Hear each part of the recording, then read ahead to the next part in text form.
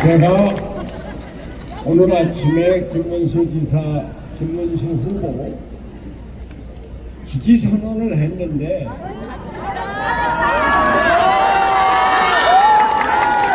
맞습니다. 그런데 여기 와서 보니까 제가 굳이 지지 선언을 안 해도 됐을 것 같아요. 안 돼요. 안 돼요. 아니 어제까지만 해도 말이죠. 김문수 후보가 상대방 후보한테 한 10% 주신다. 야 이거 야단났다. 그 사람이 되면 안 되는데 김문수가 돼야 되는데 이거 어떡하지? 그래갖고 제가 어젯밤에 김문수 후보한테 전화했습니다. 내가 당신을 도와야 되겠다. 이렇게 전화해갖고 오늘 아침 9시에 김문수 후보가 우리나라 정치판을 바꾸겠다. 새 판짜기 선언을 했어요. 오늘 그 행사가 있으니까 거기 나와서 지지 선언을 해달라. 그래서 어젯밤에 결정하고 장부 제대로 못하고 아침 일찍 가서 했는데 여기 와서 보니까 아니 김문수 후보가 10% 정도 뒤지는 게 아니라 대통령이 다 돼 있네요. 김문수 이제 여론조사라는 게 이제 참 믿을 수가 없는 겁니다. 격차가 줄어들고 있기는 하지만 지금 격차가 대통령이 안 된다고 생각을 했는데 여기 와서 보니까 역시 민심은 김문수다. 김문수 대통령 당선을 확신합니다. 김문수 대통령. 제가 말이죠. 제 얼굴 좋죠? 맞아. 제가 나이가 꽤 먹었는데 꽤 젊어 보이죠? 편하게 삽니다. 산에 다니고 말벌이 마시고 책 보고 또 그동안 뭐 집안일도 보고 요즘 제가 설거지 다 하고 쓰레기 치우고 청소하는 건 물론이고요. 그렇게 잘 사는데 근데 마음이 말이죠. 이렇게 편치가 않아요. 나라가 이게 어떻게 될까? 우리가 그동안 경제 발전을 이뤄왔는데 그 세계에서 가장 못 사는 나라였었던 대한민국이 세계 10대 경제 강국이 됐는데 이거 제대로 유지할 수 있을까? 올해 경제 성장률 자칫하면 1%도 안 되게 떨어지게 생겼어요. 그렇죠. 나라는 개업이다, 탄핵이다, 재판 파면이다. 그래서 대선이다. 이거 우리나라 제대로 갈까? 거기다가 북한의 김정은은 그저 하루가 멀다고 미사일 쏴대고 핵 개발하고 잠수함 만든다고 구축함 만든다고. 그런데다가 트럼프는 주한미군 전수 위협을 가할지 모른다 이런 얘기 나오다가 주한미군이 북한은 상대로 하는 게 아니라 중국 상대로 하고 북한은 너희가 다 맡아라. 그럼 우리 어떻게 됩니까? 머리 위에 핵무기를 주고 그리고 주변에 안보 보장 없이 위험한 나라에 살게 되잖아요. 야 이거 우리나라 안보 어떡하나. 맞습니다. 그런데 말이죠. 더 심각한 거는 우리나라 민주주의 위기입니다. 맞습니다. 김문수 후보나 저나 젊어서 반독재 운동, 민주화 운동으로 젊음을 지냈고 노동 운동으로, 빈민 운동으로 청춘을 보낸 사람입니다. 그런데 보세요. 아니 이 이재명에 대한 재판을 대법원에서 파기환송했다고 해서 바로 그날로 우총훈 재경부 장관을 탄핵한다고 해서 이 사람이 할 수 없이 사퇴를 했습니다. 대미 정상 역사에 다 끊어진 겁니다. 근데 그것뿐만이 아니에요. 대법원장을 탄핵하겠다고 해요. 대법원장을 청문회에 불러요. 청문회 안 오니까 대법원장을 특검을 하겠다고 합니다. 이게 나라입니까? 민주주의는 삼권 분립을 원칙으로 하고 있는데 의회에서 저희들이 법안을 넘고 3분의 2가 거듭나된다고 대법원장을 법원은 저희들 마음대로 파면하고 그것뿐만이 아니라 아예 법을 바꿔서 이재명의 선거법 위반은 아예 죄가 되지 않도록 위증죄 행위를 그냥 제외시켜버린다는 거예요. 그게 법사위를 통과했습니다. 이런 우리나라가 과연 민주주의가 될까? 이 걱정 때문에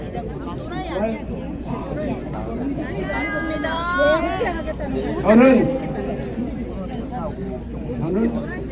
우리나라 이런 대통령제도 또 먼저 의회와 그 대통령이 출마하고 이런 게 이제 바뀌어서 전 정치적으로 안정되고 민주주의가 제대로 돼야 된다. 이렇게 해서 87년에 만들어진 헌법이 이제 고쳐서 출범하고 풀어나가야 된다. 그래서 개헌을 주장하던 사람입니다. 그런데 마침 우리 김문수 후보가 3년 안에 개헌을 하겠다. 민주주의 이루겠다. 그래서 그래 그럼 좋다. 김문수가 대통령이 돼서 나라를 바꾸는 것을 보자. 이렇게 해서 김문수를 지지하게 된 겁니다. 김문수 대통령. 이 사람이 젊어서는 노동운동을 했지만 우리 사회가 노동운동만으로 불법 파업으로만으로는 우리 경제가 제대로 일어설 수 없으니까 기업하기 좋은 나라를 만들어야 된다. 그래서 보수화로 바뀌면서 우리나라 경제 건설에 앞장서고 이분이 경기도지사를 할 때 한교 테크노밸리 아시죠? 우리나라 최고 첨단 산업 기술 연구소가 있는 데입니다. 기공식은 제가 했지만 김문수 도지사 8년에 저걸 왕창 키워갖고 세계에서 가장 좋은 테크노밸리가 됐습니다. 김문수의 능력입니다.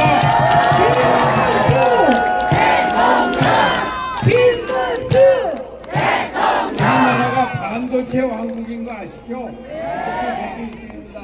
그거 가장 큰 기지가 어디인 줄 아세요? 평택입니다. 평택. 그 평택의 반도체 클러스터를 누가 만들었는지 아십니까? 김문수입니다.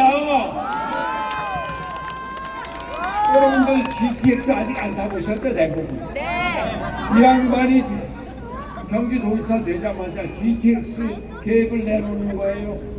그래서 저는 저 사람이 저거 재선하려고 선거공약으로 무슨 주장이에요.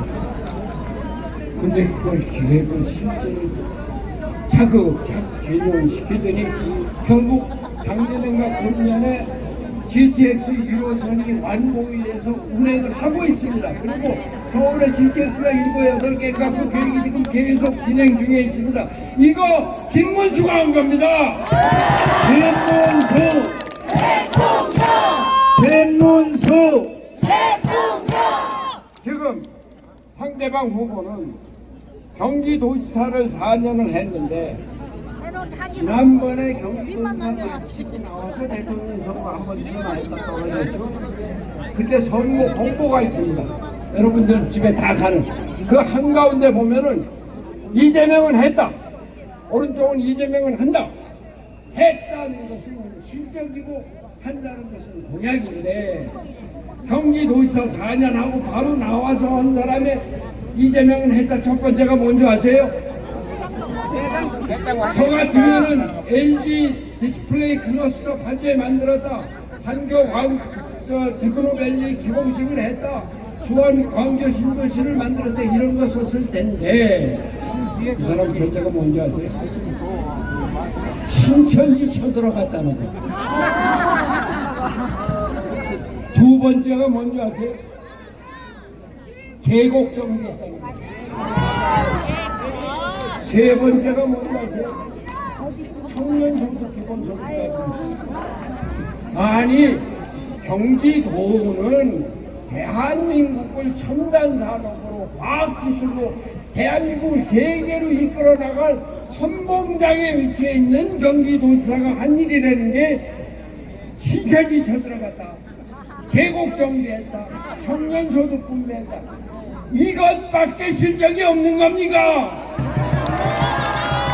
우리 김문수 후보는 판교 테크노밸리 만들었죠, 광교 신도시 만들었죠, 평택에 미군 기지 신도시 만들었죠, 평택에 반도체 클러스터 만들었죠, GTX를 만들었죠. 대한민국을 경제적으로 부흥시키고 대한민국을 새로운 기술로 세계로 이끌어 나가는 지도자의 모습을 우리는 김문수한테 보고 있는 것입니다. 김문수 우리 얼마나 어렵게 지금을 이루어온 대한민국 국민인데 가장 못 살던 나라에서 세계 10대 경제, 또 그 군사독재에서 고생했던 나라를 세계 최고의 민주입니다. 또 여러분들 어렸을 때 쓰레기통에서 장미꽃이 피어날 수 있느냐 이런 얘기 들으셨죠?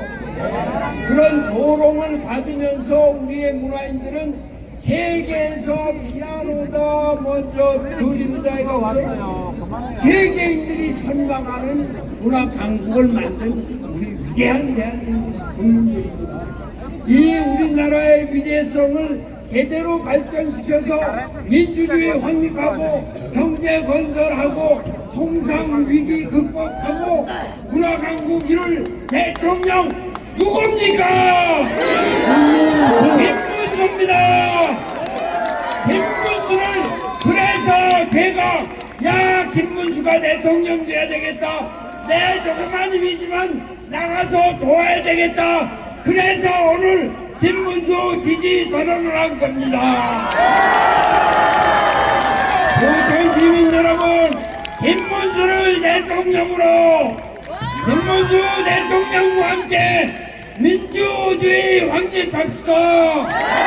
김문수 대통령과 함께 경제 강국 확립합시다. 김문수 대통령과 함께 문화 강국을 이룹시다. 우리 김문수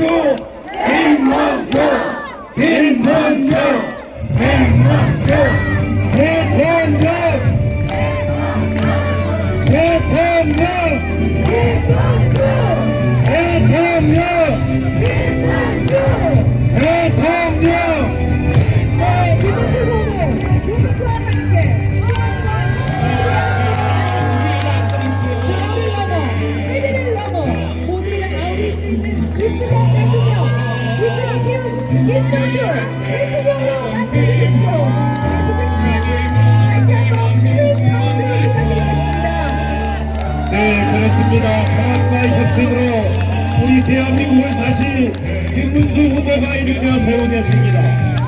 국민 여러분과 함께 더 낮은 곳에서 더 뜨겁게 뛸 대통령, 여러분 6월 3일 김문수 후보를 꼭 선택해 주시기 바랍니다.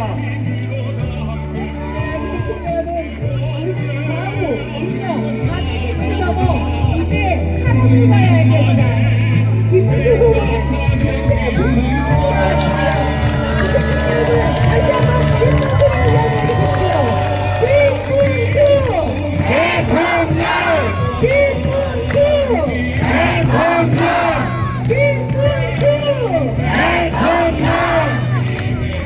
네, 그렇습니다. 6월 3일 우리의 자랑스러운 대통령이 될 후보입니다. 우리 전 시민 여러분, 6월 3일 김문수 후보를 꼭